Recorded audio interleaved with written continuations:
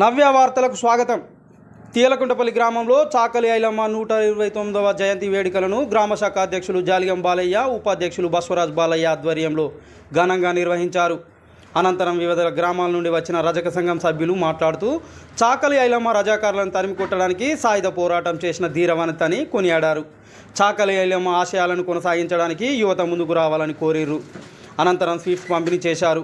ఈ కార్యక్రమంలో మండలంలోని వివిధ గ్రామాల నుండి వచ్చిన రజక సంఘం సభ్యులు, గ్రామ ప్రజలు పాల్గొన్నారు.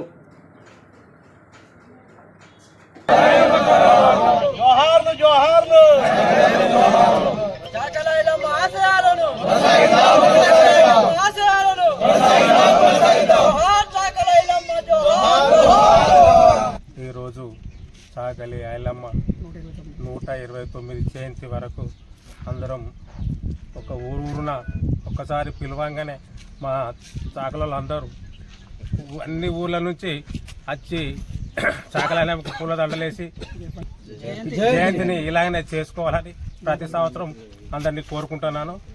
మళ్ళీ అలాగనే తోటి సభ్యులందరూ మాట్లాడాలని కోరుకుంటారు. కోహెడ మండల రజక ఉన్నటువంటి మన కోహెడ మండలం 26 గ్రామాల నుంచి వచ్చేసినటువంటి రజక బంధువులందరికీ మరి పేరున వాళ్ళందరికీ ధన్యవాదాలు.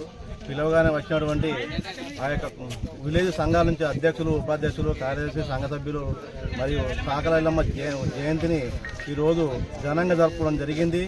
మరి ఇట్లా ఇంకా ముందు అన్ని ఊర్లలో పెట్టుకుని ఇంకా ముందుకు పోవాలని చెప్పి ఆశిస్తున్నాం.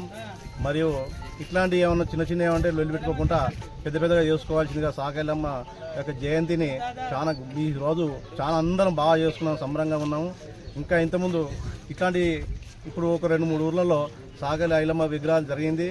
అట్నే అన్ని ఊర్లలో కొంతమంది సాకోళ్ళందరూ ఏకతాటిగా నిలబడి ఊరుకు చాకలి ఐలమ్మను పెట్టుకోవాల్సిందిగా ఆమె ఆశా జ్యోతిలో మనం ఖచ్చితంగా నెరవేర్చుకోవాలని చెప్పి మా యొక్క మనవి.